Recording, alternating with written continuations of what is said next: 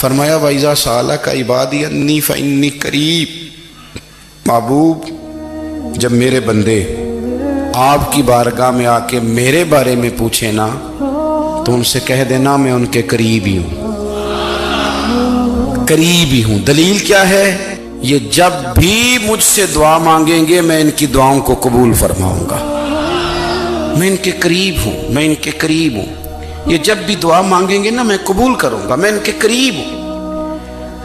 اللہ تبارک و تعالیٰ کے بندے اللہ سے محبت کرتے، رب کی بارگاہ میں جھکتے، اس کو اپنے دکھ سناتے، اس کے پیارے محبوب صلی اللہ تعالیٰ علیہ وسلم کا وسیلہ لے کے اس کے حضور حاضر ہو جاتے، پیشانیاں سجدوں سے روشن ہوتی۔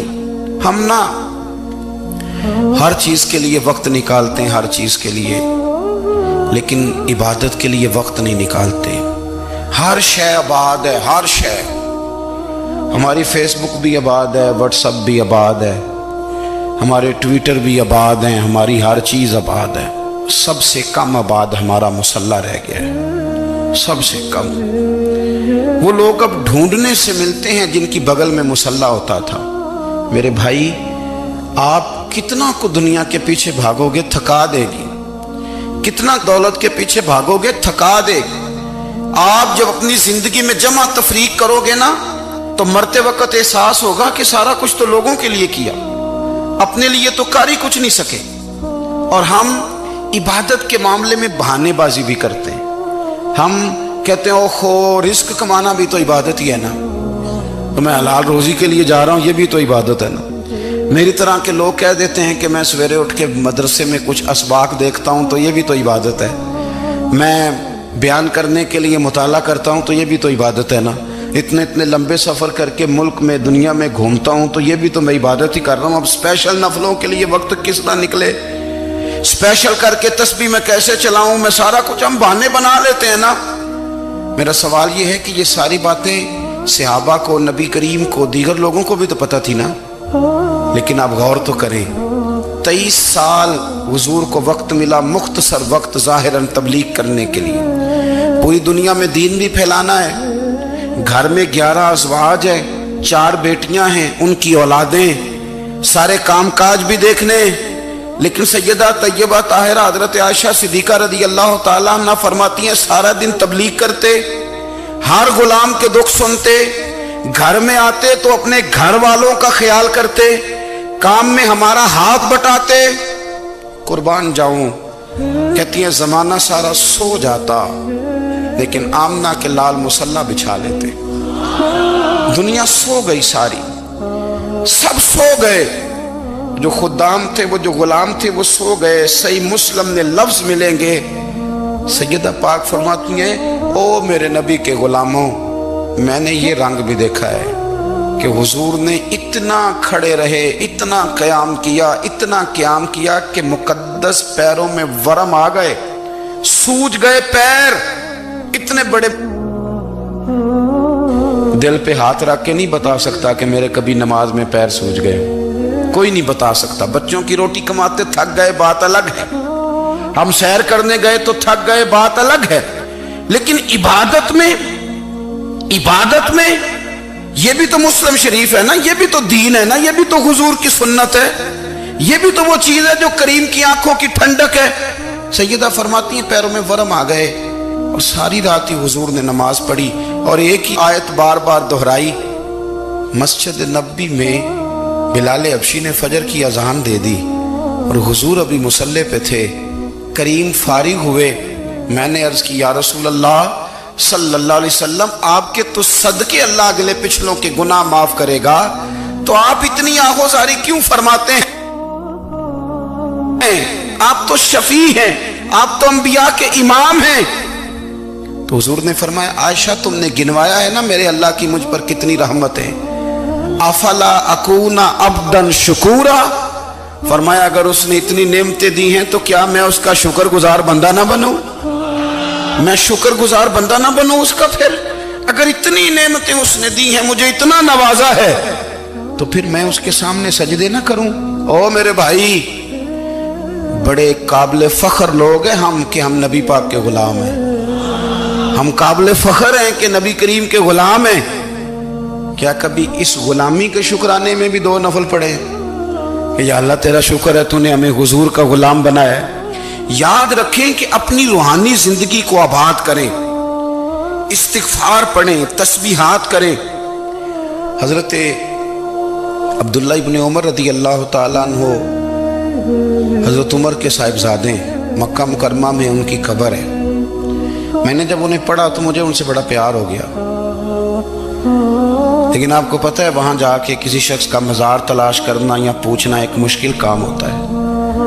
تو ایک دفعہ میں مکہ شریف میں حاضر تھا تو ایک گاڑی والا ڈرائیور مجھے کہنے لگا کہ مولانا میں آپ کو جانتا ہوں، مجھے آپ سے محبت ہے، ایک بات بتاؤں آپ کو؟ میں نے کہا بتاؤ۔ کہنے لگے حضرت عبداللہ ابن عمر کی قبر دیکھنی ہے؟ میں نے کہا یہ تو نہیں کہہ رہا، یہ کسی نے بندوبست کرایا ہے، یہ اللہ نے تیرے دل میں بات ڈالی ہے، یہ ہو گیا تو لے چل مجھے۔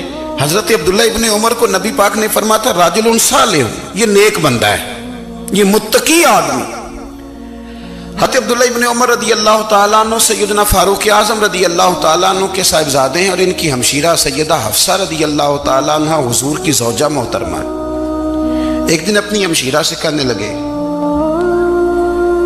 کہ نبی کریم صلی اللہ تعالیٰ علیہ وسلم گھر میں آئے نا، اور اگر حضور غم امت میں پریشان نہ ہوں، طبیعت کو حشاش بشاش دیکھو تو ذرا پوچھنا تو صحیح حضور کا میرے بارے میں کیا خیال ہے، پوچھنا تو صحیح کہ کریم کی بارگاہ میں میرا کیا مقام ہے، میرے بارے میں حضور کیا فرماتے ہیں۔ اب بہن کو کام بتائے اور بتائے بھی بھائی، اور پھر بہن وہ کام نہ کرے، یہ تاریخ میں ہوتا نہیں۔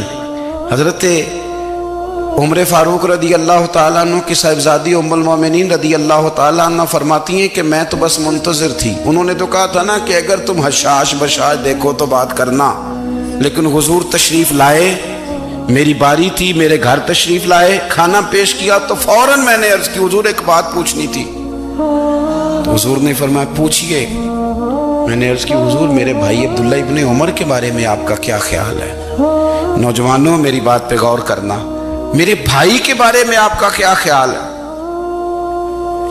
تو نبی کریم صلی اللہ تعالیٰ علیہ وآلہ وسلم نے میری طرف دیکھا اور پھر حضور زیر لب تھوڑا مسکرائے، اور بریلی کے امام کہتے ہیں کہ حضور مسکرا دیتے تھے نا تو جو بڑا دکھی ہوتا تھا وہ بھی ہنس پڑتا تھا۔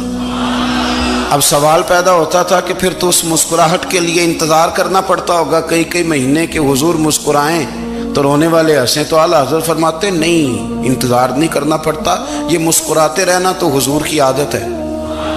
جس کی تسکین سے روتے ہوئے ہنس پڑے اس تبسم کی عادت پہ لاکھوں سلام، یعنی یہ تو عادت ہے حضور کی مسکراتے رہنا، اس کے لیے انتظار نہیں کرنا پڑتا۔ بھائیو آپ خیال رکھیں گے، غور کریں گے، حضرت عبداللہ ابن عمر رضی اللہ تعالیٰ عنہ کے بارے میں پوچھا تو سیدہ فرماتی ہیں کہ نبی کریم صلی اللہ تعالیٰ علیہ وسلم نہ زیر لب مسکرائے اور فرمایا حفصہ تیرا بھائی ہے تو اچھا، لیکن میں نے سنا ہے کہ عشاء کی نماز پڑھتا ہے تو فجر تک سویا ہی رہتا ہے۔ او نوجوانوں، 10 بجے تک سونے کی بات نہیں ہوئی، 9 بجے تک سونے کی بات نہیں ہوئی، 11 بجے اٹھنے کی بات نہیں۔ حضور فرمانے لگے میں نے سنا ہے کہ عشاء کی نماز پڑھ کے سو جاتا ہے اور فجر تک سویا ہی رہتا ہے، اسے چاہیے کہ تہجد کے وقت اٹھا کرے، اللہ کی بارگاہ میں حاضر ہوا کرے، آہوزاری کرے، سجدے کرے، عبادت کرے، اٹھتا ہے اور فجر میں جا کے اٹھتا ہے۔ حضرت جناب حفصہ رضی اللہ تعالیٰ عنہ کہتی ہے میں نے جناب عبداللہ ابن عمر کو پیغام دیا اور میں نے کہا میرے جوان بھائی سن، نبی پاک نے فرمایا ہے تو اچھا پر تہجد میں نہیں اٹھتا، نفل نہیں پڑھتا۔ او میری ملت کے جوانوں، مزہ نہیں آ جاتا جب ساری دنیا سوئی ہو، ساری دنیا، اور بستر بھی گرم ہو اور نیند بھی پورا غلبہ کر رہی ہو، اور اچانک گھنٹی بجے دماغ میں، آنکھ کھلے، گھڑی پہ نظر پڑے، 3:30 4 بجے کا پیغام گھڑی بتائے، اور کوئی چڑھتی جوانی والا اٹھ کے وضو کرے، اور جب وہ مصلی کھول کے بچھائے تو مدینے والے محبوب کہتے ہیں کہ ہر نماز پہ رب ثواب دیتا ہے، اور جو اٹھ کے تہجد کی نماز پڑھے اسے دیکھ کے تو رب مسکراتا ہے، جو اس کی شان کے لائق ہے، جو اس کی شان کے لائق، وہ مسکراتا ہے، خوش ہوتا ہے کہ میرا بندہ تہجد میں اٹھ گیا، وہ مسکراتا ہے۔ کاش ہماری صبحیں کبھی اپنے مالک کے نام ہو جائیں، کاش کے صبحیں۔ حضرت ابو الحسن رحمۃ اللہ تعالیٰ علیہ حضرت معاذ ابن جبل رضی اللہ تعالیٰ عنہ کے پاس بیٹھا کرتے تھے، فرماتے ہیں ان سے جو پیار بڑھا تو پھر میرا مصلی سے بھی بڑھ گیا۔ تابعی ہیں، فرماتے ہیں صحابی رسول سے محبت ہوئی تو ذکر سے بھی ہو گئی، پھر درود شریف سے بھی ہو گئی، محبت ان سے بڑھی تو پھر اللہ نے مسجد کا پیار بھی بڑھا دیا۔ آپ فرماتے ہیں کہ میری ہر وقت بھی یہ چاہتی تھی کہ بس اللہ اللہ کروں، بس اللہ اللہ کروں، بس نہ میں ذرا تھوڑی جان چھڑاؤں لوگوں سے، کوئی 10 منٹ ملے تو میں کچھ 4 نفل پڑھ لوں، میں تھوڑا سا نہ بچوں لوگوں سے، اور مجھے تسبیح ملے تو میں نہ کچھ 400-500 دفعہ استغفار پڑھوں، سبحان اللہ، الحمدللہ، اللہ اکبر، لا حول ولا قوت الا باللہ، میں نہ تسبیحات پڑھوں۔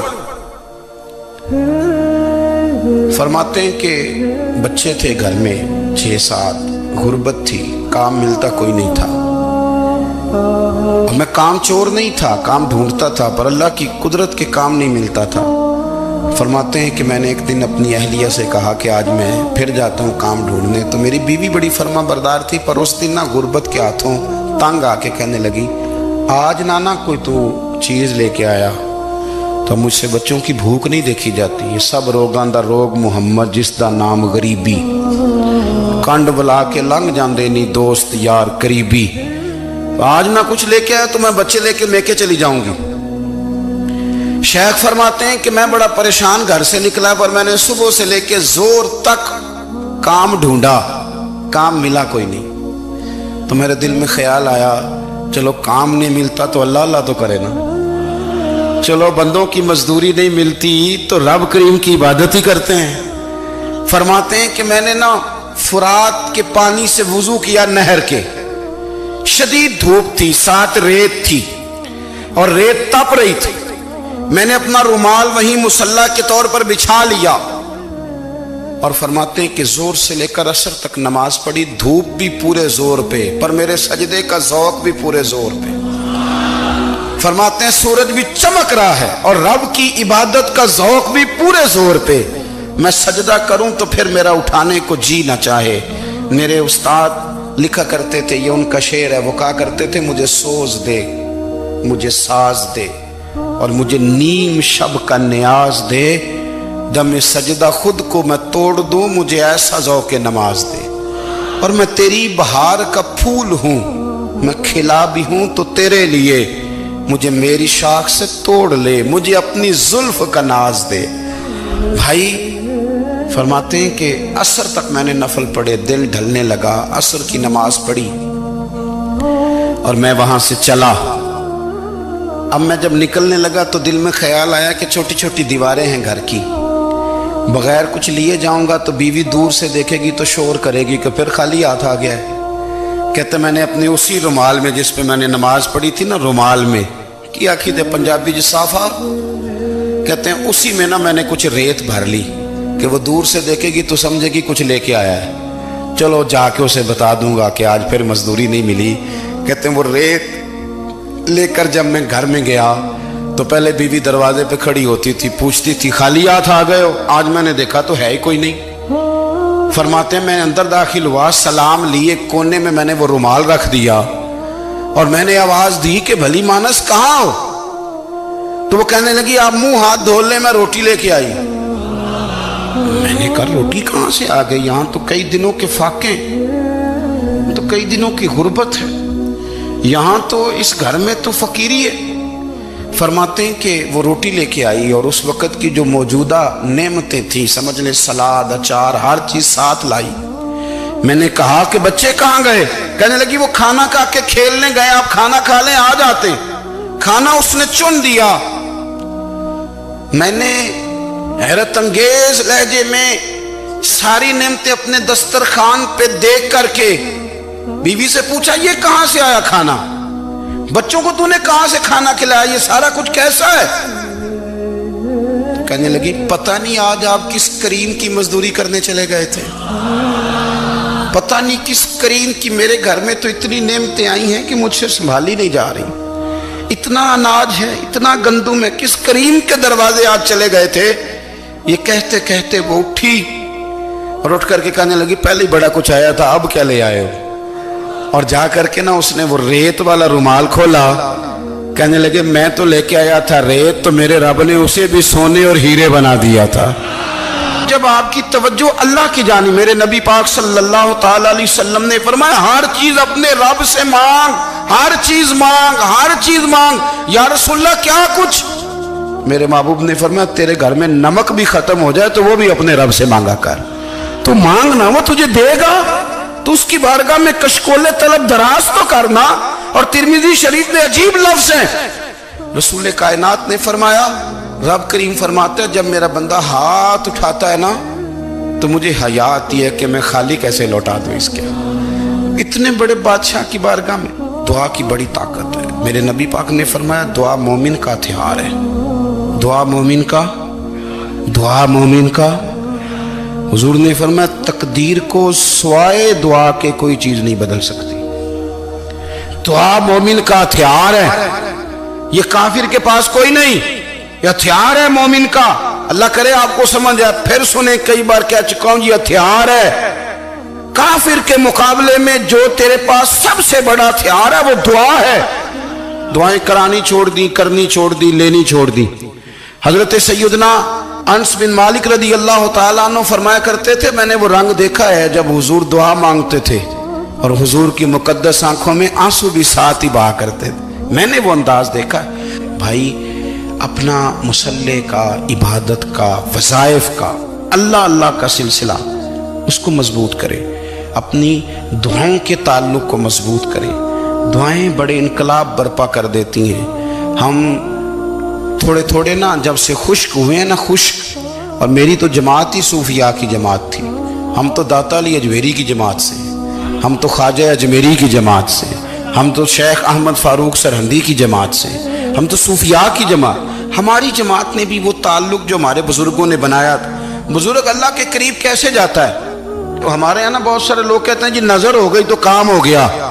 بھائی جو بخاری مسلم میں طریقہ ہے نا اللہ کا قرب پانے کا وہ تو نفل ہے۔ نبی کریم علیہ السلام نے فرمایا بندہ نفلوں کے ذریعے رب کے قریب جاتا ہے، اور اتنا قریب جاتا ہے کہ پھر اللہ اس کی زبان بن جاتا ہے، اللہ اس کی آنکھیں بن جاتا ہے، کان بن جاتا ہے، ہاتھ اور پیر بن جاتا ہے۔ تو یہ تو عبادت ہے، یہ تو اللہ کی بارگاہ کی حاضری ہے جو آپ کو اللہ کے قریب کرے گی۔